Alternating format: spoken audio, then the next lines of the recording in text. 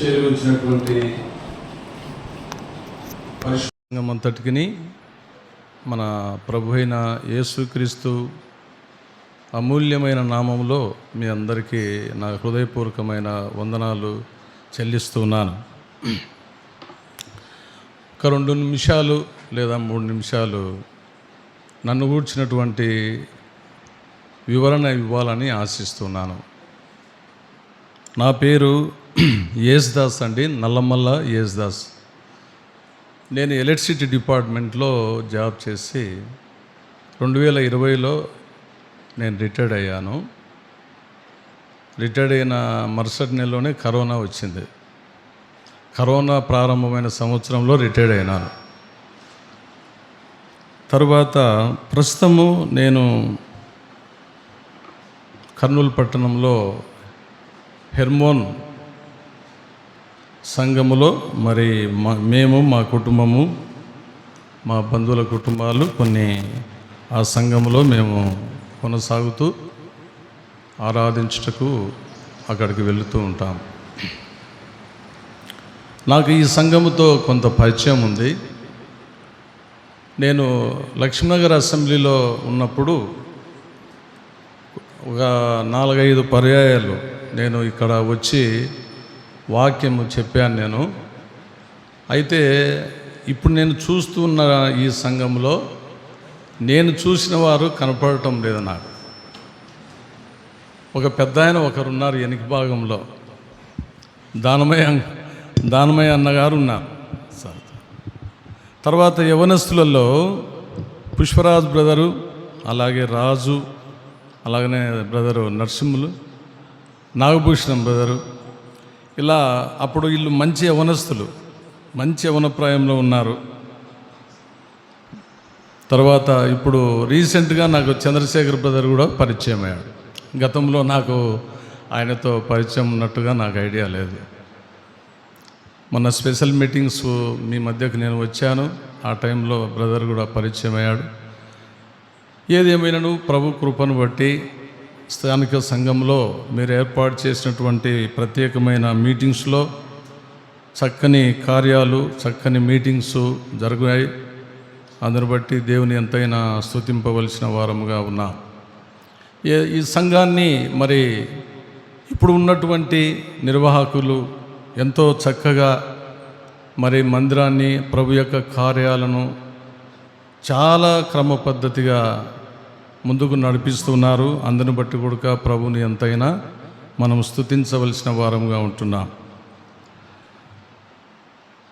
అయితే నేను మీ మధ్యలో వాక్యం చెప్పుటకు పుష్పరాజ్ బ్రదరు, తర్వాత రాజు, నాగభూషణం అప్పుడప్పుడు ఎప్పుడన్నా మాకు పట్టణంలో ఎప్పుడన్నా కనపడుతూ ఉంటారు. కనపడినప్పుడు మాట్లాడతారు, పలకలిస్తూ ఉంటారు. అప్పుడు సరే ఎప్పుడైనా మా మధ్యకు మీరు రావచ్చు కదా అది అని చెప్తూ ఉంటారు. సరే బ్రదర్, ప్రభు చిత్తం అయితే ఎప్పుడైనా కలుద్దాంలేండి అని చెప్పేవాడిని. కొన్ని మీటింగ్స్ నేను వచ్చాను, అప్పుడు కూడా చెప్పారు. మన శుక్రవారం రోజు నేను బైబిల్ ధ్యానం చేస్తూ ఉండగా ఎందుకో ప్రభువు నాకు ప్రేరణ కలిగించాడు. కల్లూరు సంఘానికి వెళ్ళి వాక్య పరిచర్య చేస్తే మంచిదేమో కదా అని నాకు తలంపు కలిగి, నేనే కలిగిన తలంపును బట్టి నేనే ఫోన్ చేశాను. ఫస్ట్ రమేష్ తెలుసు, ఆయనకు చేశాను. సార్ మంచిది, అయితే మీరు పుష్పరాధన గారికి కూడా ఒకసారి మీరు మాట్లాడండి సార్ అని చెప్పాడు ఆయన. నేను తర్వాత పుష్పరాజుతో కూడా బ్రదర్తో మాట్లాడాము.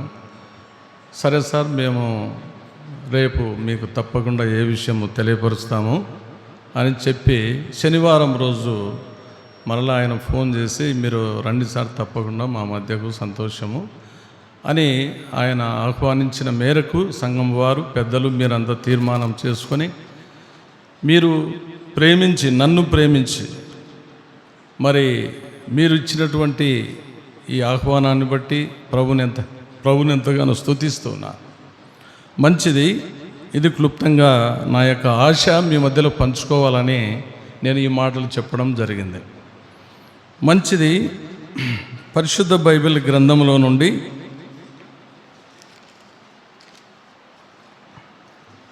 యెషయా గ్రంథము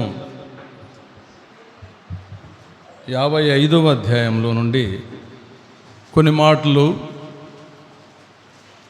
ఈ సమయంలో మనం ధ్యానం చేసుకుందాం. యెషయా గ్రంథం 55వ అధ్యాయం.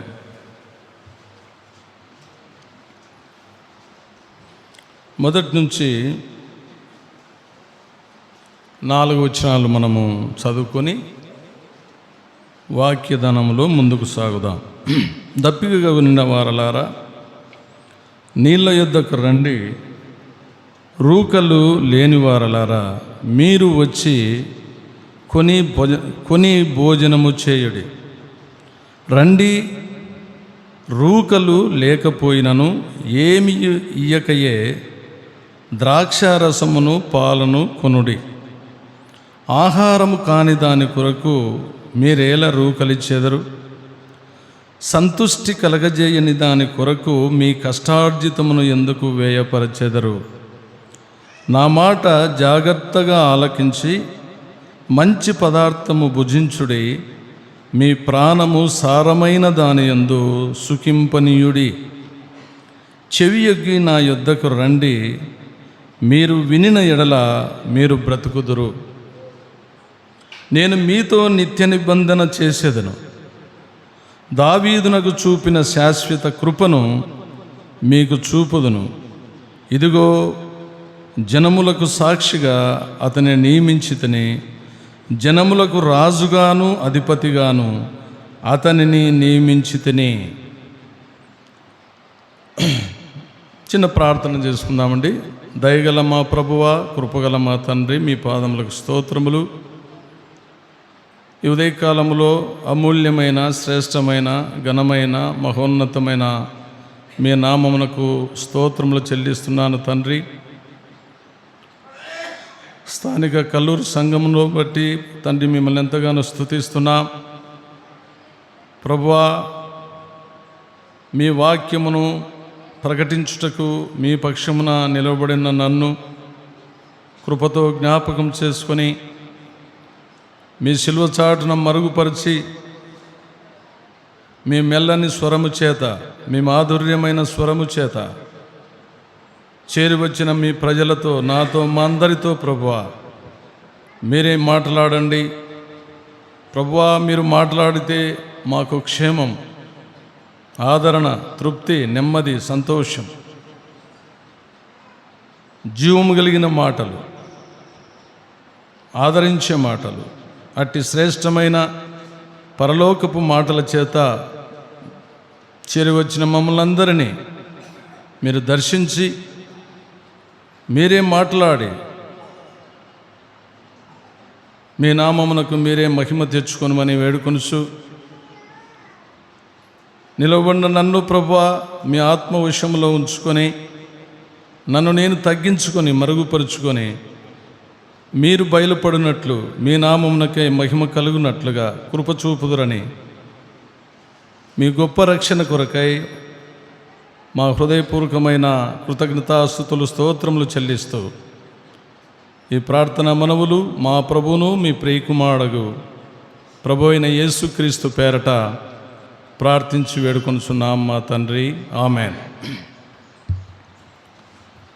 వాక్యమును మనము ధ్యానించుటకు ముందుగా ఒక మాటను నేను జ్ఞాపకం చేయాలని తలంపు కలిగి హెబ్రీలకు రాసిన పత్రికలో 13వ అధ్యాయంలో 1వ వచనంలో వ్రాయబడిన మాటను నేను కొంచెం జ్ఞాపకం చేస్తున్నాను. సహోదర ప్రేమను నిలువరముగా ఉండనీయుడి, ఆతిథ్యము చేయ మరువకుడి, దాని వలన కొందరు ఎరుగకయ్యే దేవదూతలకు ఆతిథ్యము చేసిరి. సహోదర ప్రేమ నిలువరముగా ఉండనీయుడి. సహోదర ప్రేమ అనేది చాలా ప్రాముఖ్యమైంది. అది ప్రేమ, ఆ ప్రేమ బోధించబడింది, చెప్పబడింది ప్రభు అయిన యేసుక్రీస్తు వారు. నిన్ను వలె నీ పొరుగువారిని ప్రేమించుమన్నటువంటి మాటలో దాగి ఉన్నటువంటి ఒక గూఢార్థముగా మనం చూస్తున్నాం. అపోస్తుడైన పౌలు సహోదర ప్రేమ విషయంలో దానిని నిలువరముగా ఉండనీయుడి అంటున్నాడు. అంటే సహోదర ప్రేమ మన యందు అది స్థిరముగాను పదిలముగాను మన యందు నిలిచి ఉండాలని వాక్యం ద్వారా మనం హెచ్చరింపబడుతున్నాం. ఈ సహోదర ప్రేమను బట్టి మనం ఒకరికొకరు వందనములు చెప్పుకొనుచున్నాం. ఈ సహోదర ప్రేమను బట్టి నాకుగా నేను ప్రభువు తలంపు కలిగి నేను అడిగినప్పుడు నన్ను ప్రేమించి ఈ ప్రేమను చూపుతూ మీ మధ్యలో వాక్యం ప్రకటించుటకు ఇచ్చిన అవకాశము ఇది కేవలము సహోదర ప్రేమను బట్టియే అని నేను నమ్ముతూ ఉన్నాను. కనుక సహోదర ప్రేమ అన్నది మన యందు నిలిచి ఉన్నప్పుడు ఆ ప్రేమ మనల్ని ఎంతగానో ఆదరిస్తుందని నేను జ్ఞాపకం చేస్తున్నాను. మంచిది. ఇటు ప్రేమను మన జీవితాలలో నిలిచి ఉండి దానిని కొనసాగించువారముగా మనం ఉండాలని దేవుని వాక్యం ద్వారా జ్ఞాపకం చేస్తూ ఉన్నాను. మంచిది. ఇప్పుడు మనం చదువుకున్నటువంటి అంశంలోనికి మనం వచ్చినట్లయితే, దప్పిక కొనిన వారలారా నీళ్ళ యొద్దకు రండి, రూకలు లేని వారలారా మీరు వచ్చి కొని భోజనము చేయుడి. రండి, రూకలు లేకపోయినను ఏమియు ఇయ్యకయే ద్రాక్షారసమును పాలను కొనుడి. ఈ మాటల్లో ఒక ఆహ్వానం లేదా ఒక పిలుపు దేవుని యొద్ద నుండి మనకు కనపడుతూ ఉన్నది. నేను ఇంగ్లీష్ బైబిల్లో చూసినప్పుడు ఒక హెడ్లైన్ ఉంది. అక్కడ ఏముందంటే an invitation to abundantly life అని చెప్పి హెడ్డింగ్ పెట్టారు ఈ అధ్యాయానికి. an invitation to abundantly life అంటే ఒక దేవుని యొక్క పిలుపు లేదా దేవుని యొక్క ఆహ్వానము ప్రజలకు ఆహ్వానించడం జరుగుతూ ఉన్నది. దేవుని యొక్క పిలుపు మనల్ని ఆహ్వానిస్తూ ఉన్నది. దేని కొరకు ఆయన మనల్ని పిలుస్తున్నాడు? ఎందుకు దేవుడు తన ప్రేమను బట్టి, తన కనికరమును బట్టి, తన వాత్సల్యతను బట్టి మనలను ఆయన ఆహ్వానిస్తూ ఉన్నాడు? దేని కొరకు ఆహ్వానిస్తున్నాడు అంటే, ప్రభువారు మన యందు ఆయనకున్నటువంటి ఒక ప్రత్యేకమైన దృష్టి కలిగి మనను ప్రేమించి ఒక ఉన్నతమైన జీవితం, సమృద్ధికరమైనటువంటి జీవితము ఆయన మనకు దయచేయాలని దేవుని యొక్క చిత్తము లేదా దేవుని యొక్క కోరిక అయి ఉన్నది. అబండెంట్లీ లైఫ్ అంటే సమృద్ధి అయిన జీవితం, సంతుష్టి సహితమైన జీవితం, తృప్తికరమైన జీవితము ఆయన పిల్లలకు లేదా ఆయన ప్రజలకు, ఆయన నామమునందు విశ్వాసం ఉంచిన వారికి ఒక సంతృప్తికరమైనటువంటి జీవితము అనుగ్రహించాలని దేవుని యొక్క ఉద్దేశమై ఉన్నది. తండ్రి తన కుమారుల ఎడల లోకములో లోక సంబంధమైన తల్లిదండ్రులు కూడా తమ పిల్లల విషయంలో ఎంతగానో ఆలోచిస్తూ ఉంటారు. నా పిల్లలను ఒక ఉన్నతమైన స్థితిలో వారు ఉండాలని, ఒక ఉన్నతమైనటువంటి హోదా జీవితంలో వారు బ్రతకాలని, లేదా వారికి ఏదైనా సుఖపరంగా వారు సుఖజీవనం సాగించాలని, వారు తృప్తిగా బ్రతకాలని, మా తదనంతరం మా పిల్లలు క్షేమకరమైన జీవితంలో వారు బ్రతకాలని, మేలుకరమైన జీవితంలో జీవించాలని లోక సంబంధమైన తండ్రులు కూడా వారి పిల్లల విషయంలో ఆలోచన కలిగి ఉంటారు. అలాగైతే మన పరలోకపు తండ్రి ఈయన ఎవరండి? ఈయన పరలోకపు తండ్రి, సమస్తమును సృజించినటువంటి దేవుడు. ఆయన మనల్ని సృజించినవాడు, సృష్టికర్త అయినవాడు. ఆయన మనకు పరలోకమందున్న తండ్రి. లోకములో తండ్రులు ఉన్నారు, తల్లులు ఉన్నారు. అయితే ఈ తండ్రి అందరికీ తండ్రి అయిన దేవుడు కదా అండి. ఆ తండ్రి అయిన దేవుడు ఈ లోకములో మనల్ని ప్రత్యేకపరుచుకున్నాడు. తన కృపను బట్టి ఈ లోకంలో కోట్లాను కోట్ల ప్రజలు ఉండగా కేవలము కొంతమందిని ఆయన కృపను బట్టి ఆయనకు ప్రత్యేకపరుచుకున్నారు. ఈ కల్లూరు పట్టణం చూసినప్పుడు బాగా కనపడుతుంది. కానీ ఇక్కడ ఎంతమంది ఇక్కడ ఆశీనులై ఉన్నారండి? కొద్దిపాటి జనముగా మనం ఇక్కడ ఆయన సన్నిధిలో చేరి వచ్చాం. ఇది ఆయన కృపను బట్టి ఈ భాగ్యం మనకు దొరికింది. ఇది మనము ఏర్పరచుకున్న భాగ్యము కాదు. ఇది దేవుని కృపను బట్టి, ఆయన రక్షణను బట్టి, ఆయన విమోచన కార్యమును బట్టి, ఆయన పిల్లలయ్యే భాగ్యం మనకు దొరికింది.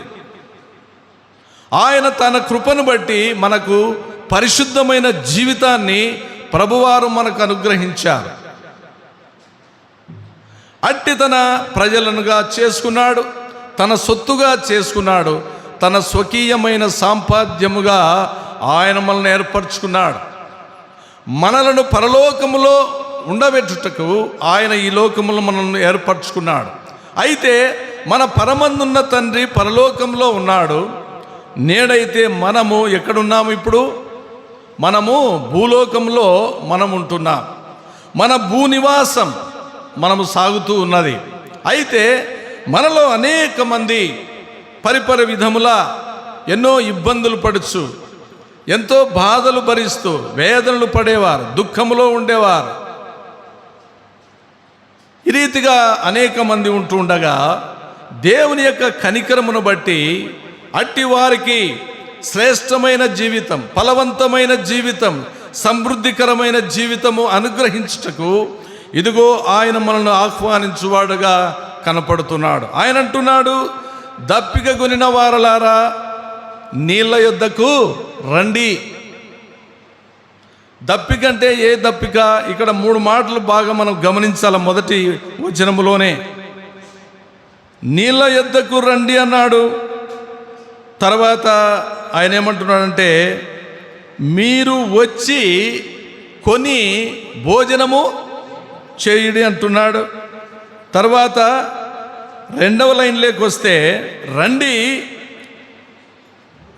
రూకలు లేకపోయినను ఏమియు ఇయ్యకయే ద్రాక్షారసమును పాలను కొనుడి. నీళ్ళు కనపడుతున్నాయి, ద్రాక్షారసము కనపడుతున్నది, పాలు అనేటివి కనపడుతున్నాయి. ఈ 3 మనకు బాగా తెలిసినటువంటి వారమే. ఈ మాటలు ఇవి చూడని వారు ఎవరన్నా ఉన్నారంటే భూమి మీద? నీళ్ళు కనపడుతున్నాయి, ద్రాక్షారసము కనపడుతున్నది, అదే సమయంలో పాలు కూడా కనపడుతున్నాయి. ఈ 3 విషయాలను మనము అలాగ మన మనసులో పెట్టుకున్నప్పుడు ఇప్పుడు అంటున్నాడు ఆయన, దప్పిక కొనిన వారలారా, దప్పికొన్న వారలారా నీళ్ళ యొద్దకు రండి అని అంటున్నాడు. దప్పికంటే ఈ లోక సంబంధమైన దప్పికన? ఇప్పుడు మనకు దప్పిక అవుతుంది, నిజమే. దప్పిక అయినప్పుడు ఏం చేస్తాం మనము? ఖచ్చితంగా నీరు తాగాల్సిందే. కాబట్టి ఆ దప్పికను తీర్చుటకు నీరు తీసుకోవాల్సిందే మనం. అయితే ప్రభువారు ఇక్కడ చెప్తున్నది ఇది మామూలు సాధారణమైనటువంటి విషయమే. ఇది మామూలుగా లోక సంబంధంగా మనం ఆలోచించినట్లయితే, దప్పిక కొనిన వారలా నీళ్ళ యొద్దకు రండి అన్న. ఎవరైనా వస్తే, అన్న ముందు ఒక గ్లాస్ మంచినీళ్ళు తాగండి అన్న అంటాం మన ఇంటికి ఎవరన్నా వస్తే. ఇది సర్వసాధారణమైనటువంటి విషయమే, ఇందులో ప్రత్యేకమైనది ఏముంది? అయితే ఏ దప్పిక ఇది? ఏ దప్పిక విషయంలో దేవుడు ఆహ్వానిస్తున్నాడు, చెప్తున్నాడు? దప్పిక కొన్న వారికి ఈ విషయాలు చెప్తున్నాడు ప్రభువా. ఏ దప్పిక అంటే ఇది ఆత్మ సంబంధమైనటువంటి దప్పిక. పరిశుద్ధాత్మ ఆత్మ సంబంధమైన దాహం, పరిశుద్ధాత్మ సంబంధమైన దాహం, జీవాత్మ అయిన దాహం, దేవునిపైనటువంటి ఆశ గల దాహం మనమందరం బాగా ఎరుగుదుము. 42వ కీర్తనలో ఏముందండి? మొదటి వచనంలో, దుప్పి నీటి వాగుల కొరకు ఆశపడినట్లు దేవా నీ కొరకు నా ప్రాణము ఆశపడుచు ఉన్నది. ఆ దాహం ఇది. దుప్పి అనగా ఇంగ్లీష్లో డీర్ అంటాము కదండి. దుప్పి నీటి వాగులను ఆశిస్తుంది. మంచి నీరును అది త్రాగుతుంది, బురద నీరు తాగదు దుప్పి. మీరు గమనించండి, అవి నీటి వాగుల వరకే వెళ్తాయి. అవి కొన్ని జంతువులు చాలా శ్రేష్టమైనవిగా ఉంటాయి, చాలా శ్రేష్టమైన మేత మేస్తాయి, సారవంతమైన మేత మేస్తాయి, మంచి నీరు, శుద్ధి అయిన నీరు త్రాగుతాయి అవి. అలాంటి కోవలకి చెందింది ఈ జింక లేదా ఆ డీర్ ఏదైతే ఉందో. దుప్పి ఈ నీటి వాగుల కొరకు ఆశపడినట్లుగా ఆ దాహము లేదా ఆ నీరు దొరికేంత వరకు కూడా అవి ఎలాగో ప్రయాణం చేసి అరణ్యములో ఆ నీటి వాగుల కొరకు చేరి కడుపారా తృప్తికరంగా, సంతృప్తికరంగా అవి నీరును త్రాగుతాయి. నీరు త్రాగి ఎంతో సంతోషిస్తాయి, ఎంతో ఉల్లాసంగా గడుపుతాయి, గంతులు వేస్తాయి, చెంగు చెంగున ఎగురుతాయి, లేత గడ్డిని మేస్తాయి. తృప్తికరమైన జీవితం, సంతృప్తికరమైన జీవితం అవి పొందుతూ ఆస్వాదిస్తూ ఉంటాయి. కనుక ఈ పోలిక చెప్పి ఈ భక్తుడు ఏమంటున్నాడంటే, దుప్పి నీటి వాగుల కొరకు ఆశపడినట్లు దేవా నీ కొరకు నా ప్రాణము. మనలో ప్రతి ఒక్కరము ఇది అన్వయించుకున్నట్లయితే, దేవా నీ కొరకు అనగా దేవుని కొరకు నా ప్రాణము ఆశపడుచు ఉన్నది. ఆ ఆశ, ఆ మాటను మీరు పూర్తిగా చదువుకుందామా, జ్ఞాపకం చేసుకుందామా? కీర్తనల గ్రంథం 42 మొదటి వచనంలో మనం చూసినప్పుడు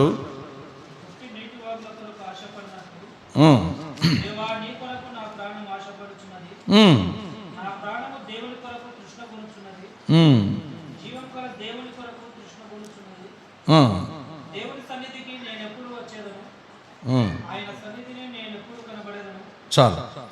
2వ వచనంలో చూసినప్పుడు నా ప్రాణము దేవుని కొరకు తృష్ణగొనుచున్నది,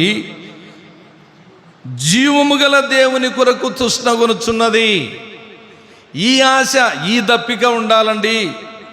లోక సంబంధమైన దప్పిక కాదు. లోకము దాని ఆశలు గతించేటిపోయేటివి అవి. లోకాశలు మనను పట్టి పీడిస్తున్నాయి. మనలో చాలామంది వాక్యానుసారముగా మనం జ్ఞాపకం చేసుకుంటున్నాం. మనము ఎంత వయసులోనికి వచ్చిన వారమైనను, యవన బిడ్డలైనా, వృద్ధులైనా, పెద్దవారైనా మనలో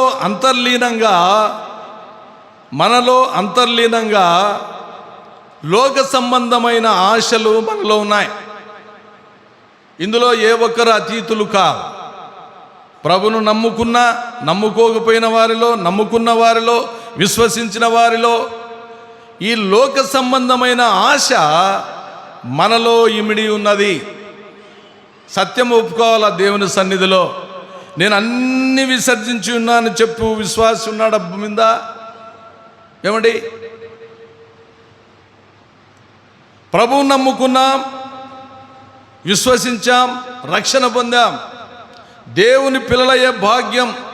ఒక భక్తుడు అన్నాడు 73వ కీర్తనలో 23వ వచనం అనుకుంటాను, ఆకాశమందు నీవు తప్ప నాకు ఎవరున్నారు, నీవు నాకు ఉండగా లోకములోనిది ఏది అక్కరలేదన్నాడు. ఆ భక్తుని యొక్క విశ్వాస సంబంధమైన జీవితం అది. ఆకాశమందు నీవు తప్ప నాకెవరున్నారు, నీవు నాకు ఉండగా లోకములోనిది ఏది నాకు అక్కర్లేదు. ఈ మాట మన జీవితంలో ఉందా? ఏమండి, ఈ మాట మన జీవితంలో మనం కలిగి ఉన్నామా? తర్వాత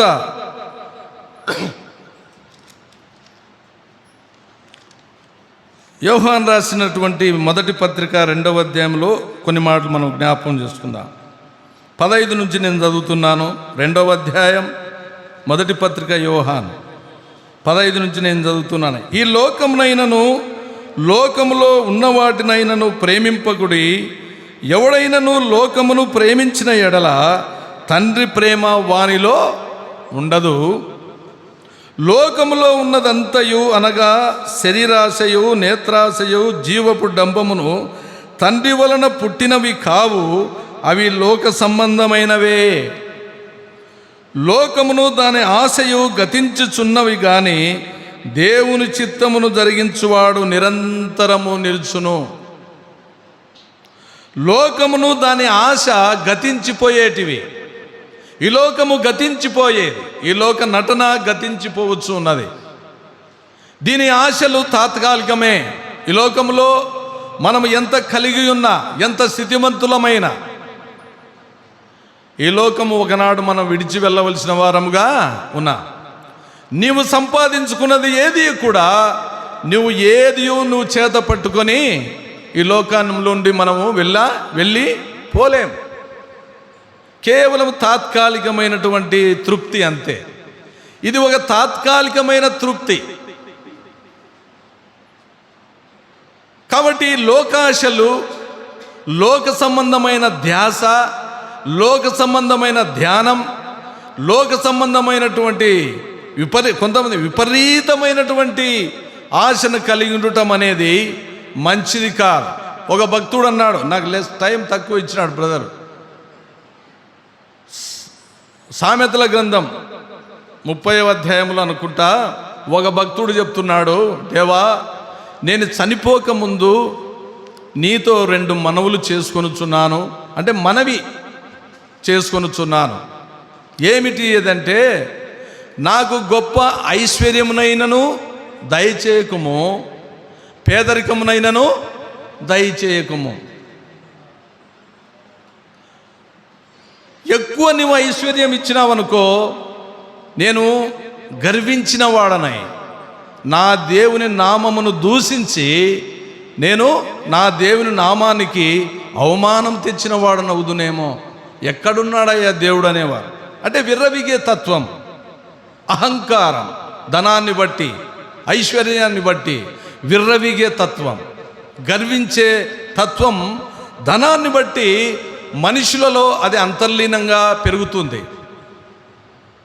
కాబట్టి ఆ భక్తుడు అంటున్నాడు, నాకు గొప్ప ఐశ్వర్యము వద్దు ప్రభువా, లేదా పేదరికం కూడా వద్దు అంటున్నాడు. పేదరికం కూడా మహా కష్టమైంది. నిజమే, ఒప్పుకోవాల్సిందే మనం. పేదరికంను కూడా భరించడం అనేది చాలా కష్టమైనటువంటి విషయమే ఇది. అందుకే ఆయన అన్నాడు, ఐశ్వర్యము వద్దు ప్రభువా, నాకు పేదరికమైనను వద్దు, నాకు తగినంత ఆహారము దయచేయము అన్నాడు. తగినంత అంటే మనకు జీవించుటకు లోకములో ఎంత అవసరమో ఆ అవసరమైన ఉంటే చాలు అన్నట్టుగా ఆ భక్తుని యొక్క మనవి దేవుని దగ్గర చేసుకున్నాడు. ఇలాంటి క్వాలిటీస్ అంటే ఒక విశ్వాసి జీవితంలో ఇటువంటి గొప్ప లక్షణాలు మన జీవితంలో మనం కలిగి ఉండాలని దేవుని వాక్యము ద్వారా మనం హెచ్చరింపబడుతున్నాం. ఆ వాక్యమునకు అనుగుణంగా మన విశ్వాస జీవితాలు సాగవలసిన వారముగా ఉన్నాం. తగినంత ఆహారం, తృప్తికరమైనటువంటి స్థితి నాకు ఇస్తే చాలు ప్రభువా అనేటటువంటి నిబ్బరము, నిలకడతనం మనం కలిగి ఉండాలి. కనుక ఈ యెషయా ప్రవక్త మనం చదువుకున్న 55వ అధ్యాయంలో కూడా ఇక్కడ ఏమంటున్నాడంటే, రండి, నీళ్ళ యొద్దకు రండి. ఎవరు ఈ నీళ్లు అని మనం జ్ఞాపం చేసుకున్నట్టయితే నేను త్వరగా వస్తాను. ఈ నీళ్లు లేదా ఎవరంటే యోహాను సువార్తలో ప్రభు అయిన యేసుక్రీస్తుకు సూచనగా ఉన్నది. యోహాను సువార్త 4వ అధ్యాయంలో మనం చూస్తాం కదా, సమరయ స్త్రీతో ప్రభువారు మాట్లాడుతూ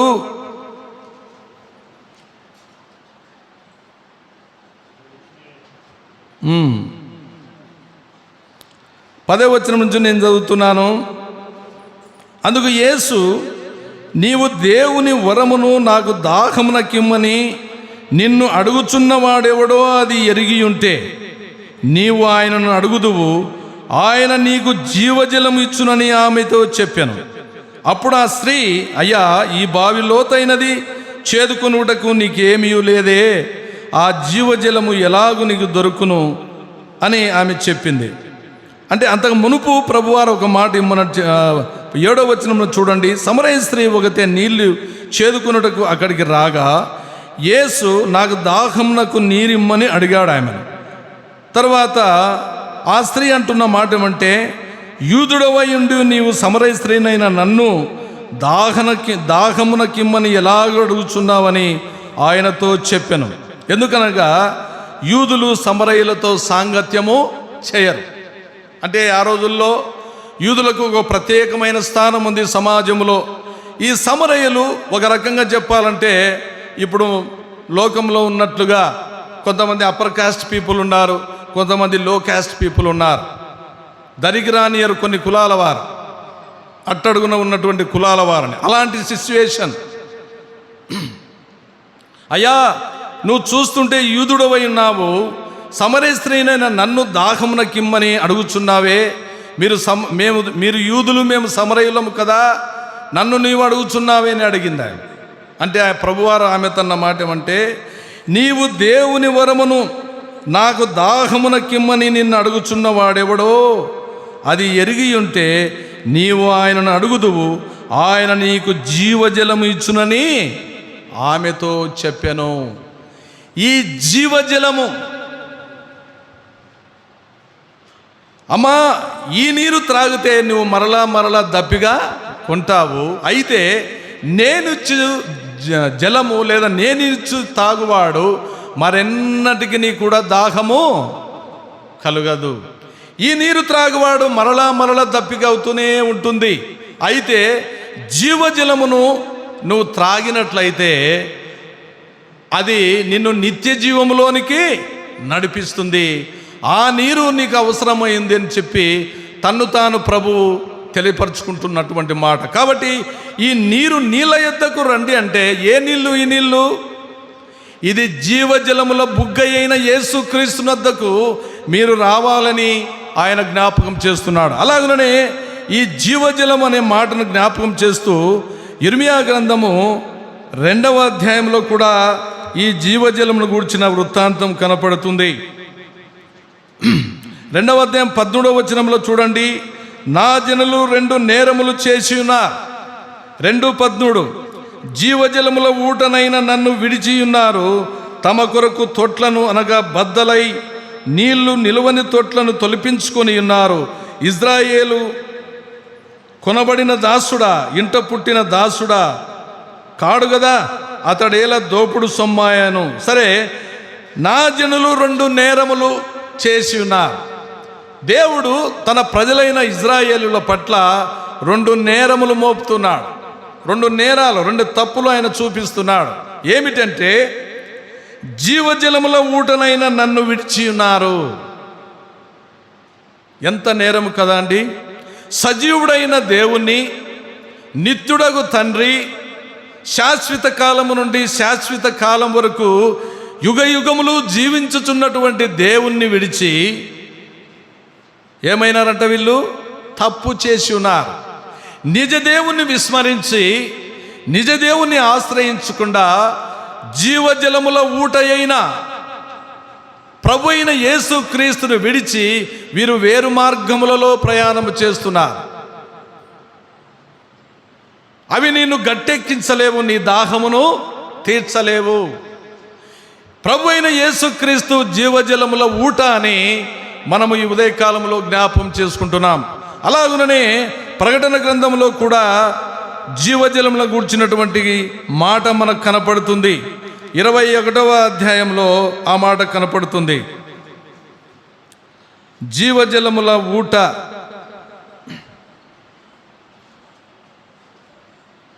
ఆరు నుంచి చదువుకుందాం. మరియు 21:6 ప్రకటన గ్రంథం. మరియు ఆయన నాతో ఇట్లనెను, సమాప్తమైనవి నేనే అల్ఫాయు ఓమేగయు, అనగా ఆదియు అంతమునై ఉన్నవాడను. దప్పికొనువానికి జీవజలముల బుగ్గలోని జలమును నేను ఉచితముగా అనుగ్రహింతును. జయించువాడు వీటిని స్వతంత్రించుకొనును. నేనతనికి దేవుడనయ్యుందును, అతడు నాకు కుమారుడై ఉండును. ఈ జీవజలము అనే మాటను మనం జ్ఞాపం చేసుకుంటూ ఉండగా, ఈ జీవజలము ఎవరనగా ఆయనే ప్రభు అయిన యేసుక్రీస్తు వారు. ఈ జీవజలము యేసుక్రీస్తుకు సూచనగా ఉన్నది. దేవుని యొక్క ప్రత్యక్షత పొందినవాడై పద్మాసు ద్వీపంలో ఉన్న యోహాను భక్తునికి, అనగా శిష్యుడైన యోహాను భక్తునికి దర్శనములో ప్రభువారు మాట్లాడుతున్నారు. ఏమిటి? ఇదిగో నేనే అల్ఫాయు ఓమేగయు, అనగా ఆదియు అంతమునై ఉన్నవాడు, యుగ యుగములు జీవించుచున్నవాడిని, నేను సజీవుడను. ఇదిగో మృతుడనైతిని గాని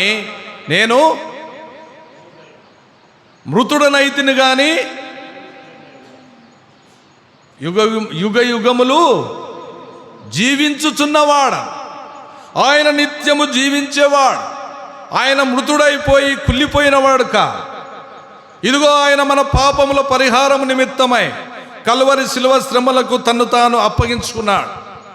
అరికాను మొదలుకొని తల వరకు గాయపరచబడినటువంటి ప్రభు ఆయన మరణించాడు, సమాధి చేయబడ్డాడు. లేఖనముల ప్రకారం మన పాపముల కొరకే. మూడవ దినమున ఆయన సమాధిని జయించి తిరిగి లేచాడు. మరణమును జయించినవాడు, మృత్యుంజయుడు, మృతిని జయించినవాడు. కనుకనే ఆయన సజీవుడు. ఆయన సజీవుడు. ఆ సజీవుడైన దేవుడే నీతో నాతో మనందరితో మాట్లాడుతున్నాడు. ఏమంటే, మీరు జీవజలమై ఉన్న నా యొద్దకు రండి, మరెన్నటికి మీరు దప్పిగా కొనరు. పరలోకంలో చేరిన వారు అక్కడగా దాహము, దప్పిగా, ఆకలి దప్పులు ఉంటాయండి. ఆలోచన ఉందా? విని ఉంటారు. జ్ఞాపకం చేస్తున్నా, నేనేదో పెద్ద ఎరిగిన పండితునని కాదు, జ్ఞాపకం చేసుకుంటున్నాం అంతే. మనం వాక్యం ద్వారా పరలోకములో అంట మనం విని ఉంటాం. అనేక భక్తుల ద్వారా, సేవకుల ద్వారా వాక్య పరిచర్యలో పరలోకం చేరిన వారికి అక్కడ ఆకలి దప్పులు లేవంట. ఏడుపు లేదు, దుఃఖము లేదు, బాధ లేదు, వేదన లేదు, శ్రమలు లేవు. నిత్య సంతోషం. దేవుడు వారి ప్రతి బాష్పబిందువును ఆయన తుడిచివేసి ఆయన సన్నిధికి చేర్చుకొని ఉండగా ఆ పరలోకములో చేరినటువంటి వారికి ఆకలి దప్పులు అనేటివి ఇక లేవు. కాబట్టి కనుకనే జీవజలమై ఉన్న నన్ను మీరు అపేక్షించండి, నన్ను మీరు కోరుకొనండి, రండి నా యొద్దకు రండి.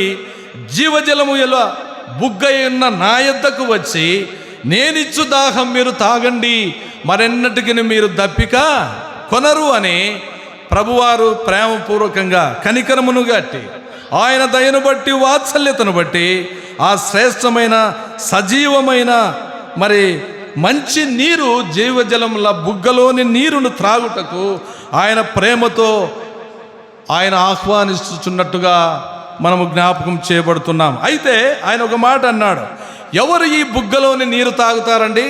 ఈ మాటను గమనించాలి మనం. అందరికీ ఉందా జీవజలం బుగ్గలోని నీరు తాగేదానికి అవకాశం ఉందా?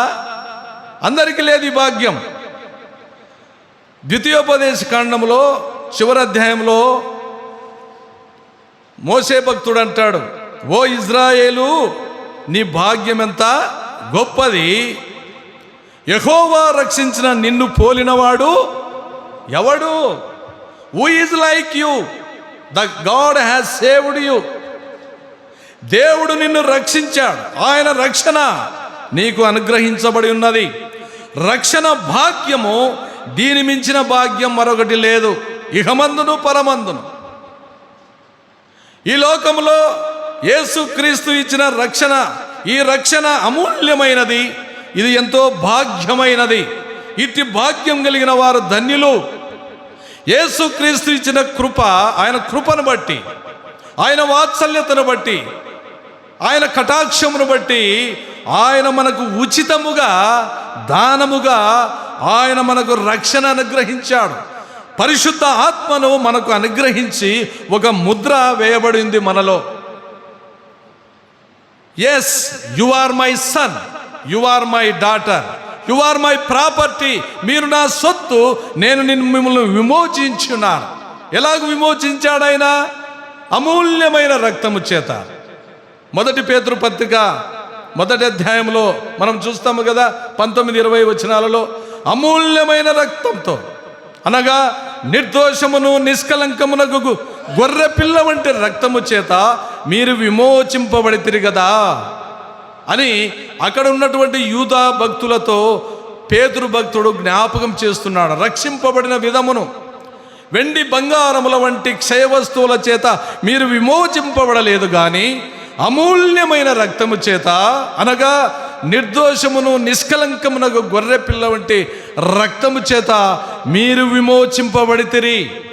గొర్రె పిల్ల రక్తములో కడగబడినటువంటి వారు మన పాపములకు ప్రాయశ్చిత్తం ఎలాగ జరిగిందంటే ప్రభు అయిన యేసుక్రీస్తు యొక్క అమూల్యమైన రక్తములో మన ప్రతి పాపము శుద్ధి చేయబడగా, ఆరాధనలో బ్రదర్ చెప్తుండగా విన్నా, హిస్సోపుతో మన పాపములు శుద్ధి చేయబడి ఉన్నాయి. ఈ హిస్సోపు దేనికి సూచన అంటే ప్రభు అయిన యేసుక్రీస్తు యొక్క అమూల్యమైన శ్రేష్టమైన రక్తమునకు సాదృశ్యం. కుష్ఠరోగి ఎలాగూ బాగుపడ్డాడు, కుష్ఠరోగి ఎలాగూ స్వస్థ చిత్తుడయ్యాడు. ఇదిగో మరి ఆ యొక్క హిస్సోపు ఆ మొక్క చేత అతని మీద అల్లాడించడం అది ఒక సాదృశ్యం మాత్రమే. అతని కుష్టు అతన్ని విడిచి పోయి అతడు శుద్ధుడాయను. అలాగుననే క్రీస్తు యేసు యొక్క రక్తము ద్వారా మనలను శుద్ధి చేసి ఉన్నాడు. ఆయన రక్తము మనలను పవిత్రులుగా చేసి ఉండగా, ఎవరైతే తమ వస్త్రములను, ఆయన ఆ మాటను కూడా జ్ఞాపకం చేసి తమ బట్టలు ఉతుక్కున్నారు. కుష్ఠరోగి ఏమైందండి? వస్త్రాలు ఉతుక్కున్నాడు, అంటే శుద్ధి చేసుకోవాల్సిందే. ఎవరైతే క్రీస్తు యేసు రక్తములో తమ వస్త్రములను ఉతుక్కున్నారో అట్టివారు స్వస్థచిత్తులై పరిశుద్ధులుగా చేయబడినటువంటి వారికే ఈ జీవజల బుగ్గలోని నీరు త్రాగుటకు అర్హులు, యోగ్యులు. అందరికీ ఈ నీరు లేదు. లోకంలో ఎంతోమంది ఉన్నారు, కానీ ఈ భాగ్యం వారికి లేదు. జీవజలము బుగ్గలోని నీరు త్రాగే భాగ్యము ఈ లోకములో కోట్లాను కోట్ల ప్రజలకు లేదు. అల్పులమైన మనకు, బీదలమైన మనకు, ఎన్నిక లేని మనకు దేవుడి కృపా భాగ్యాన్ని మనకు అనుగ్రహించి ఉన్నాడు. అందుకే ఆయన అంటున్నాడు తన ప్రేమను బట్టి, రండి, దప్పిగా కొన్నవాడు ఏం చేయాలి? నీళ్ళ యుద్ధకు రావాలి. దుప్పి ఎలాగూ నీటి వాగుల కొరకు పోయిందో నీవు కూడా ఆ జీవజలముల బుగ్గయ్యున్న క్రీస్తు యేసు యుద్ధకు నువ్వు రావాలి. ఆయన పిలుస్తున్నాడు. మత్తయి సువార్త 11వ అధ్యాయం 28వ వచనం తీసిన వారు చదవండి, లేదా నేనే చెప్తున్నాను. ప్రయాసపడి భారము మోచున్న సమస్త జనులారా నా యొద్దకు రండి, నేను మీకు ఇది ఈజ్ ద రెస్ట్ఫుల్ లైఫ్. ఇదియే మనకు గొప్ప భాగ్యం. ప్రయాసపడి భారం మోస్తున్నారు. ఏ ప్రయాస ఇది? కొంతమంది అమాలి కూలీలు కనపడతారు మనకు, ఎంతో భారమైన బరువులు వారు మోస్తూ ఉంటారు. ప్రయాస దేని కొరకు అండి? ఆ ప్రయాస కుటుంబ పోషణ కొరకు. కొంతమంది ప్రభుత్వ ఉద్యోగాలలో పనిచేస్తున్నారు. అది చిన్న పనా పెద్ద ఉద్యోగమా అది వేరే విషయం. ప్రయాసపడుతున్నారు దేని కొరకు? పొట్ట పూటి కోసం. నీకిచ్చిన దేవుడు ఏ పని అయినా సరే అది చిన్నదా పెద్దదనేది మనకు అనవసరం. దేవుడిచ్చిన పని, ఇది దేవుని ద్వారా నాకు అనుగ్రహింపబడిన పని. ఈ పనిలో నేను నిష్ఠాతుడిగా మరి లోపము లేకుండా ఆ పనిని మనం జరిగించవలసిన వారముగా ఉండాలని మరి ప్రసంగి గ్రంథంలో ఆ మాట వ్రాయబడింది. దేవుడు నీ చేతికి ఇచ్చిన పని అది ఏదైనాను సరే శక్తి లోపం లేకుండా పని చేయాలి. దాని ద్వారా దేవునికి ఘనత, మెప్పు కలుగుతుంది నిన్ను బట్టి. కనుక మనం ఎక్కడున్నాం? మీరు వచ్చి కొని అన్నాడు. మళ్ళా ఇదేమిటి? ప్రభువారు ఒక మాట అన్నారు చూడండి, రూకలు లేని వారలారా. రూకలు అంటే ఏమ్మా? చాలామందికి తెలుసు. రూకలు అంటే ఏమిటి? డబ్బు, right, money. Having no money. నీ దగ్గర రూకలు లేని వారలారా. చూడు ప్రభు అది కూడా మనం ఆయన జ్ఞాపకం చేస్తున్నాడు. రూకలు లేని వారలారా, ఈ మాటను ఇక్కడ ఒక ట్విస్ట్ కనపడుతుంది మనకు. రూకలు లేని వారలా అనగా డబ్బు లేకపోయిన వారలారా, డబ్బు లేని వారలారా అంటూ మీరు వచ్చి మళ్ళీ ఏమన్నాడా, కొని భోజనం చేయుడి. Come buy eat this bread అన్నాడు. Come to me, buy it and eat it అంటున్నాడు. How is it possible? ఎలాగ సాధ్యం అండి? You are no having money. నీ దగ్గర డబ్బు లేదు, రూకలు లేవు. రూకలు తీసుకొని పోయి అంగడికాడ నిలబడితే సరికిస్తాడు. రూకలు లేకపోయినా రా అంటే ఉచితంగా ఇస్తాడా అంగటాయప్ప? కాదు కదా. ఇది కొంచెము మనకు అంటే నేను అనుకుంటున్నా, నా వరకు నేను కొంచెం కన్ఫ్యూజన్గా అనిపించడం లేదా మనకు? అంటే ధ్యాస పెడితే అర్థమవుతుంది అది. రూకలు లేని వారలారా అన్నాడు మన స్థితి ఎరిగిన దేవుడు. ఆయనే చెప్తున్నాడు. తర్వాత ఏమన్నాడు, మీరు వచ్చి అన్నాడు. మళ్ళా రండి, రూకలు లేకపోయిన వారలారా రండి అన్నాడు. మరి ఏమంటున్నాడు, కొని. మరి డబ్బు లేకపోతే మనం ఎట్లా కొంటాము? ఏమనైనా స్టూడెంట్స్ ఉన్నారు, బుక్ స్టాల్ లేకపోయాము, టెక్స్ట్ బుక్ కొనాలి. టెక్స్ట్ బుక్ దగ్గర పోయి నాకు టెక్స్ట్ బుక్ అంటే ఆ షాప్ ఓనర్ మనకు టెక్స్ట్ బుక్ ఇస్తాడా ఉచితంగా? కదా.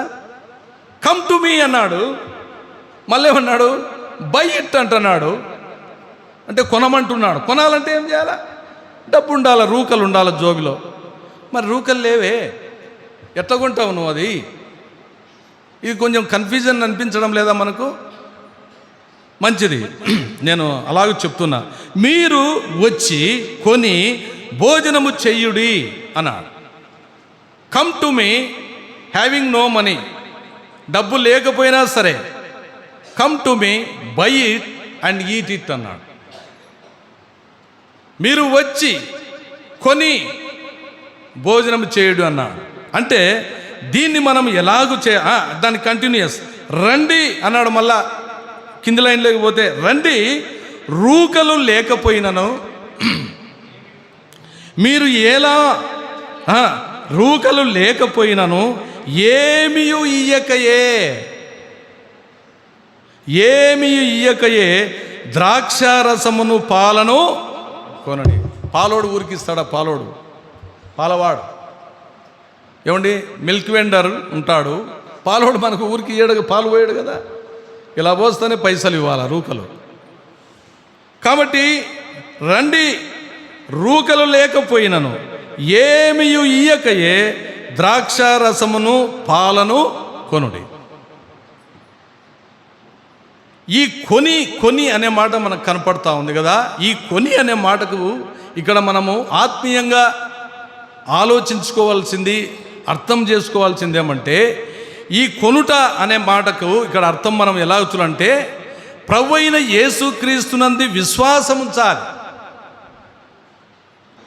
నమ్ముకొనుట నీ వలనైతే సమస్తమును సాధ్యం. ప్రభువును నమ్ముకోవడం కొని అనే మాట. తన్ను ఎందరు అంగీకరించురో వారందరికీ దేవుని పిల్లలయ్యే అధికారం. ఒక ఆథెంటికల్ అథారిటీ ఆయన ఇస్తున్నాడు. ఎప్పుడు ఇస్తున్నాడు అది?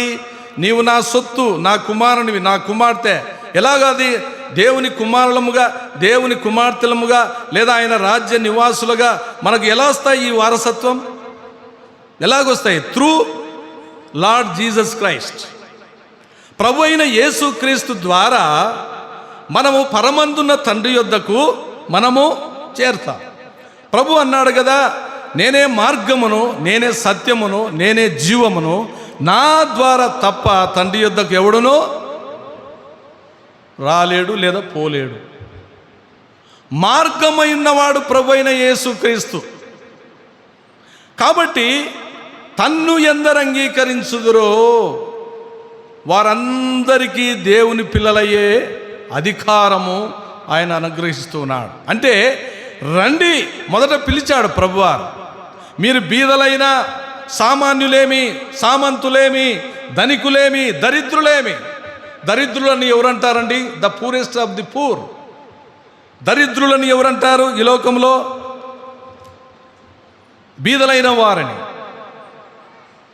మరీ బీదలైన వారిని వాడు దరిద్రుడండి అంటారు. మనము తృణీకరిస్తామేమో కానీ మన దారిద్రతను బట్టి, మన లేని స్థితిని బట్టి దయగల దేవుడు, కనికరము గల దేవుడు ఏమంటున్నాడంటే సామాన్యులేమి, సామంతులేమి, ధనికులేమి, దరిద్రులేమి ఆయన అందరినీ ఆహ్వానిస్తున్నాడు. ప్రయాసపడి భారము మోయిచున్న సమస్త జనులారా నా యొద్దకు రండి, నేను మీకు విశ్రాంతిని ఇస్తాను. విశ్రాంతికరమైన జీవితం, భాగ్యమైన జీవితం, తృప్తికరమైన జీవితం, ఆనందించే జీవితం యేసుక్రీస్తు యొక్క ఉచితమైన కృప చేత ఆ భాగ్యాన్ని మనం పొందుచున్నాం. చూడండి, రోమీలకు రాసిన పత్రిక ఎఫెసీయులకు రాసిన పత్రిక 2వ అధ్యాయంలో 8, 9 వచనాలు దయచేసి తీస్తే చదవండి.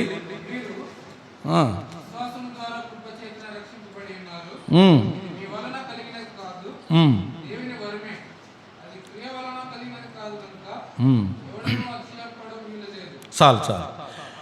మీరు విశ్వాసము ద్వారా కృపచేతనే రక్షింపబడి ఉన్నారు. అంటే యేసుక్రీస్తును మనము ఎలాగూ కలిగి ఉన్నామంటే కేవలము నీ యొక్క విశ్వాసమును బట్టి. ఆయన దేవుడని, ప్రభువని నీ హృదయమునందు విశ్వసించావు. దేవుని నమ్ముకున్నవాడు ధన్యుడు.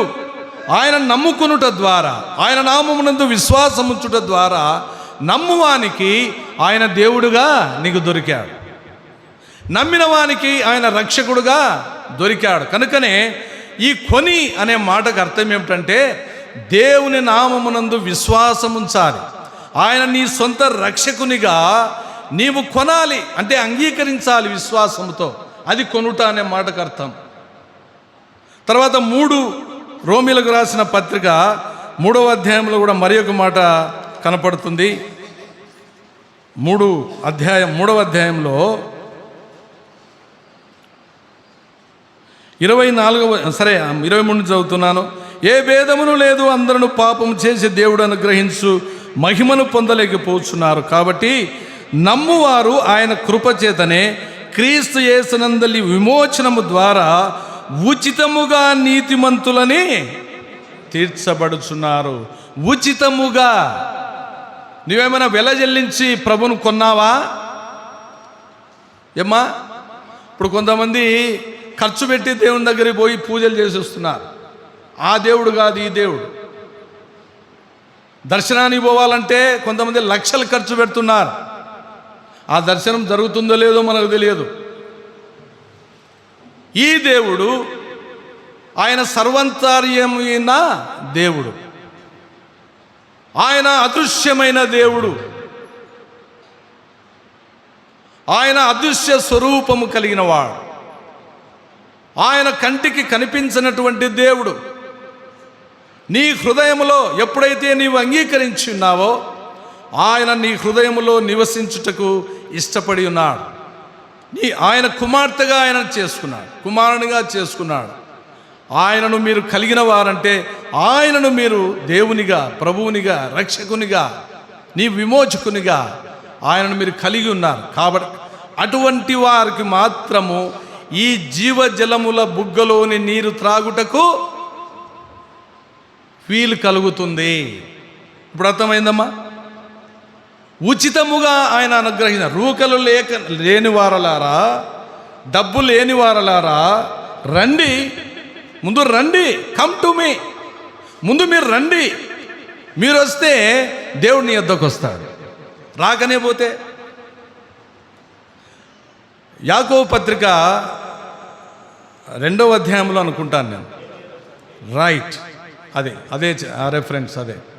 దేవుని యొద్దకు రండి, అప్పుడు ఆయన మీ యొద్దకు. నువ్వు రాకనే పోతే ఏమ్మా? దేవుని పిలుపు నీకు వినపడతా ఉంది. ఎంతోమంది భక్తులు, సువార్థికులు వీధి తిరిగి సువార్త ప్రకటిస్తున్నారు.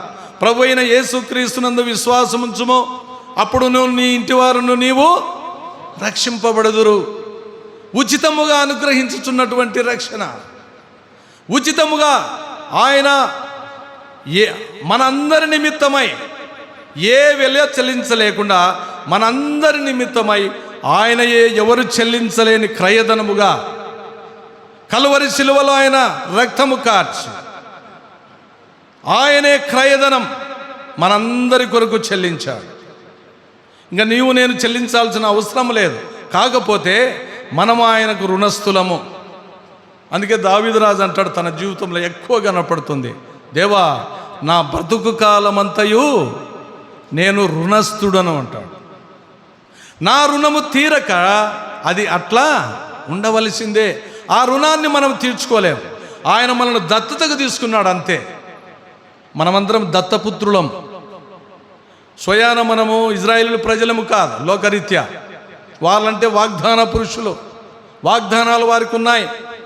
ధర్మశాస్త్రం కలిగినటువంటి వారు, యేసుక్రీస్తు వారు వంశములో పుట్టినటువంటి వాడు దేవుడుగా, వానికి ఎన్నో ఆ వాగ్దానాలు ఉన్నాయి.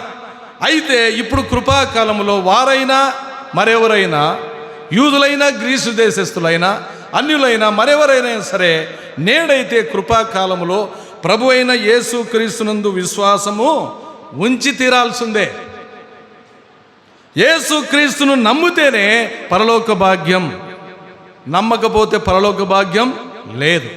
రూకలు లేకపోయినా బాధలేదు. నా దగ్గరికి రండి, ఉచితముగా నేను నీకు నా రక్షణను నీకు దయచేస్తాను, నా విశ్రాంతి నీకు దయచేస్తాను, నెమ్మదిని ఇస్తాను, శాంతిని మీకు అనుగ్రహించి వెళ్ళుచున్నాను. యోహాను సువార్త 14వ అధ్యాయంలో శాంతిని అనుగ్రహించి వెళుచున్నాను అని ఏమన్నాడు? లోకమిచ్చినట్లుగా కా. ఏ శాంతి? నా శాంతిని అన్నాడు. దిస్ ఈజ్ మై పీస్ అన్నాడు. లోక సంబంధమైన శాంతి నిన్ను ఎప్పుడు కూడా సంతృప్తి పరచలేదు. అందుకే ఈయన అన్నాడు, ఆహారము కాని దాని కొరకు మీరేలా రూకలు ఇచ్చేదరు.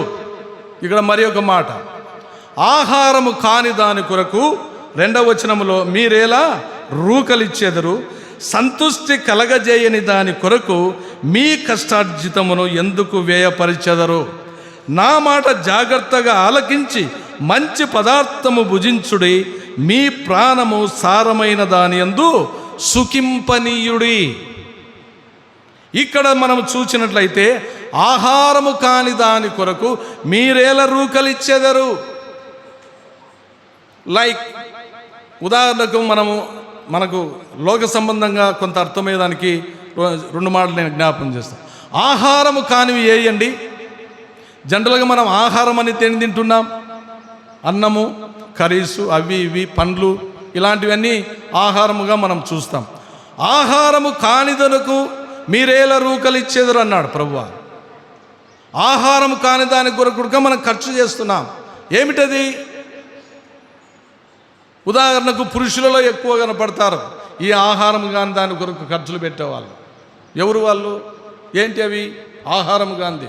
సారాయి తాగుతాడు, సారాయి తాగకపోతే బ్రతకలేవా? బీడి, సిగరెట్టు, సుట్ట,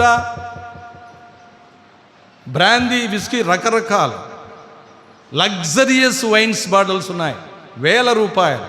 నేను ఎప్పుడో విన్నా, అమెరికా లాంటి దేశంలో ఒకటేదో ఉంది, ఆ పేర్లు మనకు తెలియవు కాబట్టి, దాదాపు ఒక bottle more than 1 lakh rupees ఉన్నాయంట. అవి ₹1,00,000 పైబడినటువంటి వైన్స్ షాప్ బాటిల్స్ ఉన్నాయంట.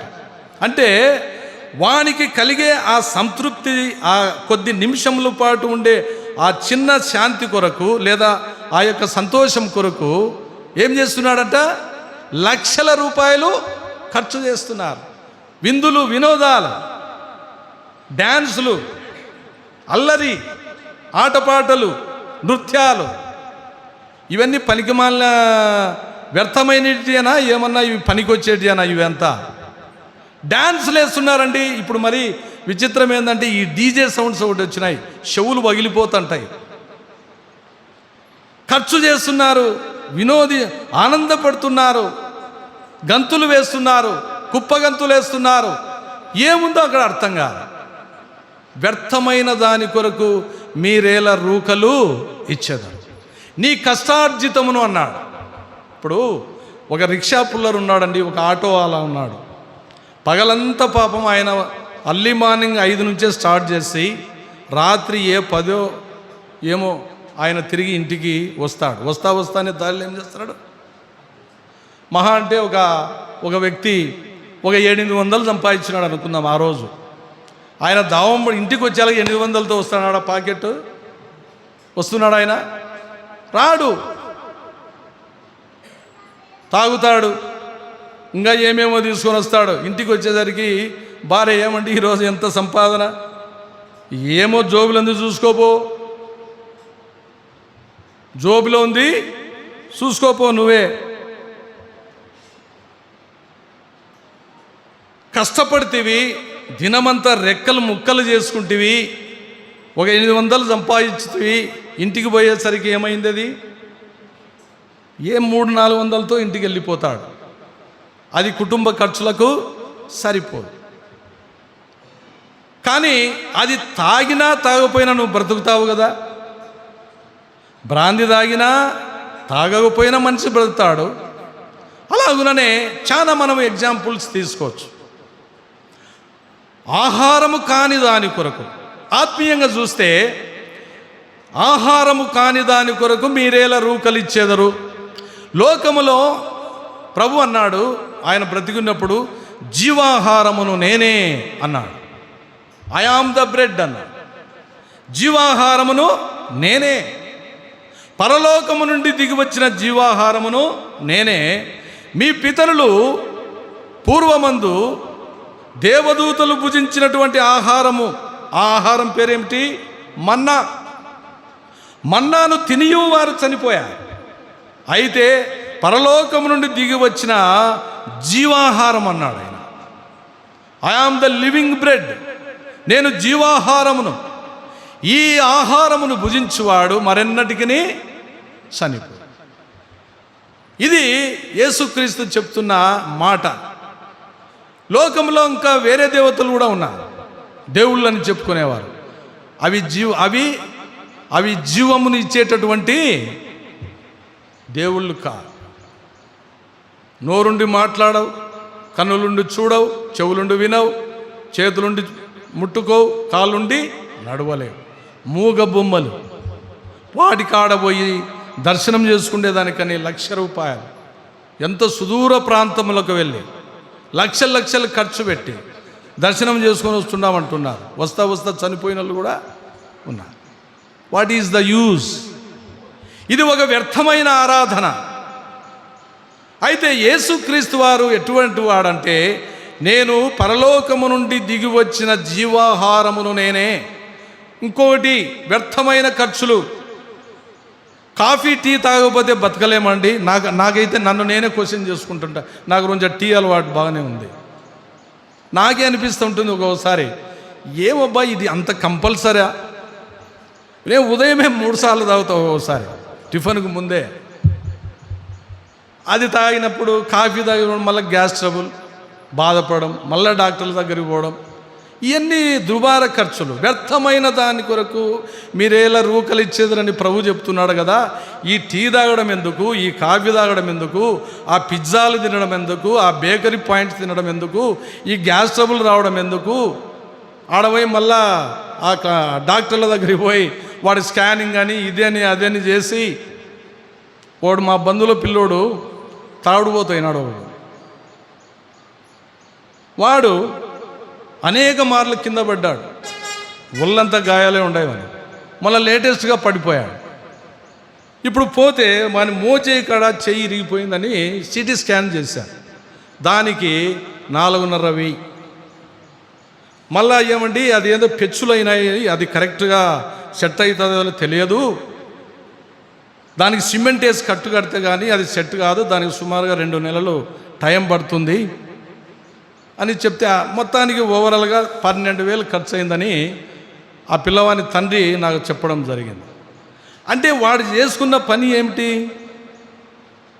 వాడు త్రాగి 2 వీలర్ నడుపుతూ కిందపడి ఇన్ని సమస్యలు చేసి పెట్టాడు.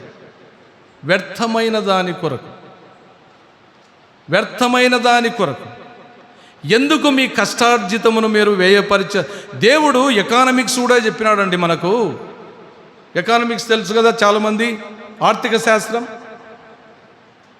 మనం ఎలాగూ పొదుపు చేసుకోవాలనో, సంపదను ఎలాగూ పొదుపు చేసుకోవాలనో ఆర్థికపరమైన విషయాల్లో కూడా దేవుడు మనకు చెప్పాడు. అరే బాబు, అమ్మా, అయ్యా, కుమారుడా, కుమార్తె, అనవసరమైన వాటి కొరకు నీ కష్టార్జితమును ఎందుకు వ్యయపరిచెదవు అన్నాడు. ఏమన్నాడు మళ్ళా? సంతుష్టి కలగజేయని దాని కొరకు మీరేలా రూకలిచ్చెదరు. అందులో నీకేమైనా తృప్తి ఉందా? సంతోషం ఉందా? ఆనందం ఉందా? ఏమి లేని దాని కొరకు ఎందుకు నీ కష్టార్జితమును వ్యయపరుస్తున్నావని దేవుడు చాలా తేటగా జ్ఞాపకం చేస్తున్నాడు. కనుక ఇంకా ఇక్కడ అంశాలు బాగున్నాయి, కానీ సమయం అయిపోయింది. నాకు ఇచ్చిన సమయం. కొంతమంది అప్పుడే డల్ అవుతున్నారు. సరే, ఏది ఏమైనా సంతుష్టి కలగజేయని దాని కొరకు మీ కష్టార్జితమును ఎందుకు వ్యయపరచెదరు? ఈ మాటను మీరు కూడా జ్ఞాపకం చేసుకొని ఆలోచన చేయండి. నా మాట జాగ్రత్తగా ఆలకించి మంచి పదార్థము భుజించుడి, మీ ప్రాణము సారమైన దాని యందు సుఖింప నీయుడు. సారమైన దాని యందు ఎసెన్స్ బాగుండాలా, సారం ఉండాలా. తీసుకునే ఆహారంలో సారవంతమైన దేవుడే అంటే ప్రభు అయిన యేసుక్రీస్తువా. నిస్సారమైనటువంటి ఆహారము లోకములో ఉన్న దేవతలు. ఎవరైతే ఈ దేవుని నామమందు సారవంతమైన దేవుడు అనగా ఆయన సజీవుడైన వాడు, యుగ యుగములకు సజీవుడాయన, తన్ను ఎవరైతే ఆయన యందు విశ్వాసముంచారో అట్టి వారికి నిత్యము తృప్తిని కలిగించే, సంతృప్తికరమైన, ఆనందకరమైన, సంతోషకరమైన, ఇబ్బందికరము లేని, ఆహ్లాదకరమైనటువంటి జీవితము దేవుడు వారి జీవితాల్లో అనుగ్రహిస్తూ ఉన్నాడు. ఇట్టి సంతోషాన్ని, సమాధానాన్ని, ఆనందాన్ని ఆయన మనకు అనుగ్రహించుచు నిత్యము మన ఎడల తన కృపను చూపుతూ తన బిడ్డలు సుఖవంతముగా, సారవంతముగా, ఆరోగ్యము కలిగిన వారుగా, యోగ్యమైన ప్రవర్తన కలిగిన వారుగా, యోగ్యమైన రీతిలో లోకంలో వారు ప్రత్యేకమైన జనులుగా ఒక ఉన్నతమైన, శ్రేష్టమైన, పరిశుద్ధ జీవితం ఆయన పిల్లలు అనగా ఆయన కుమారులు, ఆయన కుమార్తెలు వారు జీవించాలని దేవుడు మనల నుంచి ఆయన కోరుకొనుచున్నవాడుగా కనపడుతున్నాడు. కనుక ఈ వాక్యాలను మీరు ఇంకను తరిచి చూడండి. ఈ వాక్యాన్ని ఇంకా మీరు తరిచి చూసి దాన్ని మరింత జాగ్రత్తగా ఆలోచించుకొని దేవుడు మనకు ఏదైతే సూచన చేస్తున్నాడో ఆ వాక్యానుసారమైన జీవితాలలో మనం సాగుతూ సంతోషకరమైన, శ్రేష్టకరమైన, ఆనందకరమైన, సంతృప్తికరమైన జీవితమును ఆస్వాదిస్తూ తృప్తికరంగా ప్రభువునందు మనం జీవించి దేవుని యొక్క మహిమ కొరకు ఈ లోకంలో మనం ఉండువారుగా ఉండాలని దేవుడి మాటల ద్వారా మనం హెచ్చరింపబడుతున్నాం. దేవుడి మాటలు మన వినికిల్లో బహుగా దీవించునుగాక. ఆమేన్.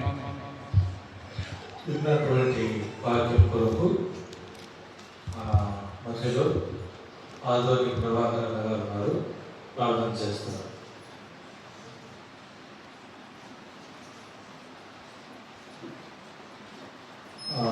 మన చంద్రశేఖర్ గారు ప్రార్థన చేసి అలాగే పలహారం కూడా ప్రార్థన చేస్తున్నారు.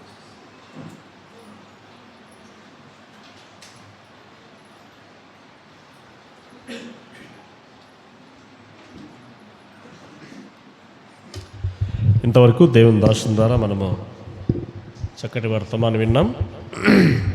జీవజలము మన ప్రభువైనటువంటి యేసుక్రీస్తు వారిని జీవజలము తాగేటువంటి అర్హత ఎవరికి ఉంది అనేటువంటి విషయాన్ని కూడా తెలియజేశాడు. ఎవరైతే యేసుక్రీస్తు ప్రభు రక్తంలో కడగబడి మరి ఆయన విశ్వాసం ఉంచారో వారు మాత్రమే జీవజలం తాగడానికి అర్హులని తెలియజేశాడు. మరి చక్కటి వర్తమానం అందించినటువంటి మరి హెర్మోను సంఘ సహోదరులు